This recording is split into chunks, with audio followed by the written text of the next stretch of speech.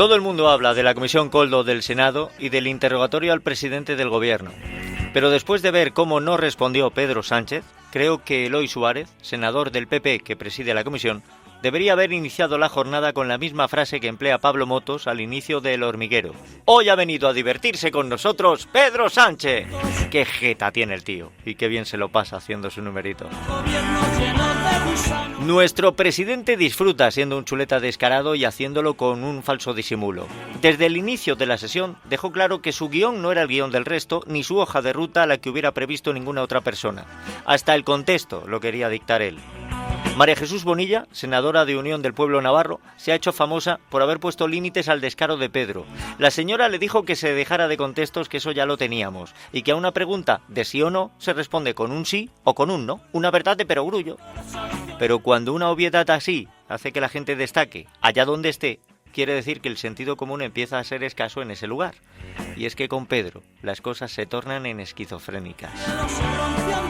¿Cobró usted dinero en efectivo?, preguntaba Bonilla. Y Pedro respondía: la financiación del PSOE es transparente y nunca ha habido... Hasta que la de UPN interrumpía y trataba de acotar.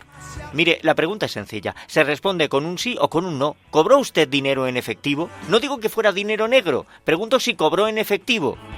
Y Pedro no estaba seguro. A él no le consta, ni le dejaba de constar. En un momento se dieron cita en mi cabeza un montón de refranes y frases populares que he escuchado desde mi infancia. No hay peor sordo que el que no quiere oír. Al buen entendedor pocas palabras bastan. Las mentiras tienen las patas muy cortas. Nunca discutas con un tonto o tendrás que bajar a su nivel y te ganará por experiencia.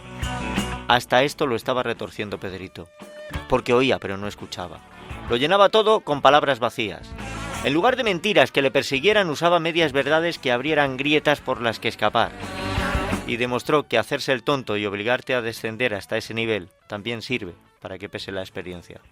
Otro capítulo más del manual de resistencia. María Jesús Bonilla es la que sale favorecida de esto. Eloy Suárez mantuvo la dignidad y representó a la perfección su papel de presidente de la comisión. Y aunque Pedro le acusase de favoritismos, reprendió a los suyos cuando fue necesario y mantuvo la dignidad. El peor parado debería haber sido Pedro Sánchez, pero con él nunca se aplican los supuestos.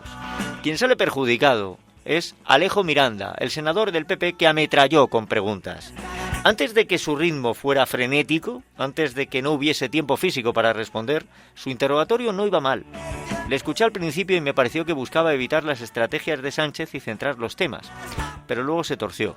Cuando leí las críticas que le hacían, volví a la sesión y me encontré con un diluvio de preguntas que te obligaban a pedir que dejaran responder, porque muchas de las preguntas merecían ser respondidas. Miranda se ha explicado esta mañana y su justificación es de una necedad, de una inocencia, de un querer complacer al jefe.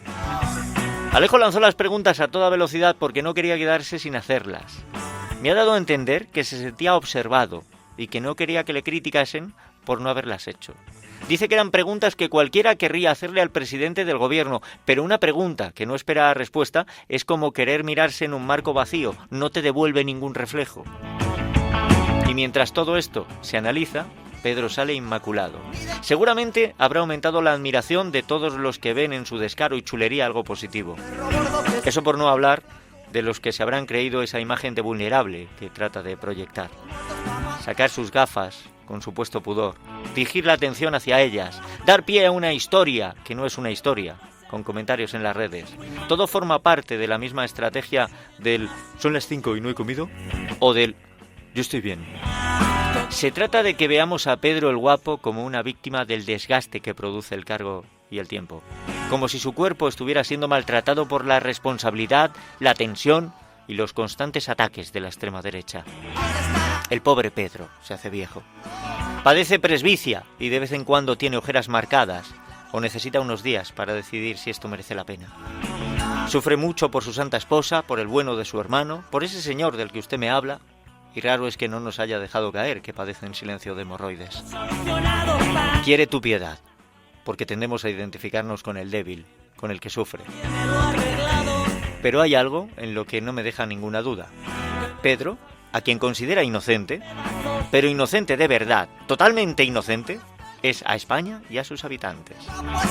Unos inocentes que nos vamos a tragar cada idiotez que se le ocurra. Seguro que ya roza la mayoría absoluta de Tezanos y el Premio Nobel de la Paz. Pero el Oscar no se lo dan. Todavía.